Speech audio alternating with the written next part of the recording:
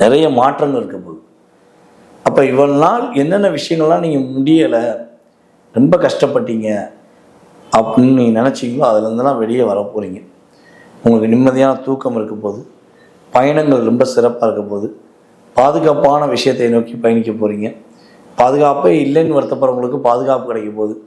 மனசுக்குள்ளே போராட்டம் மட்டும்தான் நிறையா இருக்குது, மனசை விட்டு வெளியே சொல்ல முடியல, நிறைய சிக்கலை சிக்கி தவிக்கிறீங்க. அதுவும் நம்மளுடைய உத்திரட்டாதி நட்சத்திரக்காரங்க இந்த 4 மாதம் காலமாக இந்த பக்கம் கால் வச்சா கண்ணி வெடியா, இந்த பக்கம் கால் வச்சா பெரிய அணி உண்டாங்கிற தெரியாத மாதிரி நீங்கள் டிஸ்டர்ப் ஆகிட்டீங்க.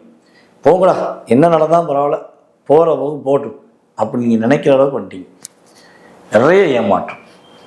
அதுவும் நம்மளுடைய மீன ராசியில் பிறந்த பெண்கள், நம்மளுடைய சகோதரிகள் நிறைய பிரச்சனை சந்திச்சிங்க. மனசுக்குள்ளே அவ்வளோ அழுத்தம் இருக்கும். அப்படியே அதாவது உங்களை கொண்டு போய் ஒரு ரூமில் அடைச்சி வச்சுன்னா ஒரு ரூம்குள்ளே கதவை பூட்டி வச்சுட்டு கண்ணாடியை பார்த்து, அம்மா நீங்கள் உங்கள் கஷ்டத்தெல்லாம் சொல்லிவிட்டு வெளியே வாமான்னா நீங்கள் சொல்லி முடிக்க முடியும் கண்ணாடி வெடித்து சதறிடும்.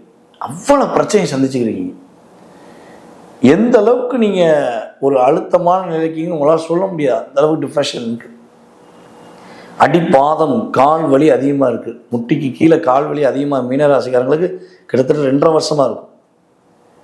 எப்படி தான் இதெல்லாம் சமாளித்து எப்படா மீண்டு வருவோம், இந்த 2026 ஒளிவட்டத்தை கொடுக்குமான்னு எதிர்பார்க்கீங்களா? கண்டிப்பாக ஒளிவட்டம் கிடைக்கும், மகிழ்ச்சி கிடைக்கும், பொருளாதாரத்தில் ஒரு நல்ல மாற்றம், குடும்ப ஒற்றுமை, புரிந்து கொள்ளாத கணவன் புரிந்து கொள்வார், புரிஞ்சு கொள்ளாமல் போன மனைவி புரிஞ்சுக்கிடுவாங்க, விட்டுட்டு போன உறவு தேடி வரும், ஏமாத்தின உறவு ஓடி போயிடும், நல்ல உறவு கூட இருக்கும், துரோகிகள் எல்லாம் விலகிடுவாங்க.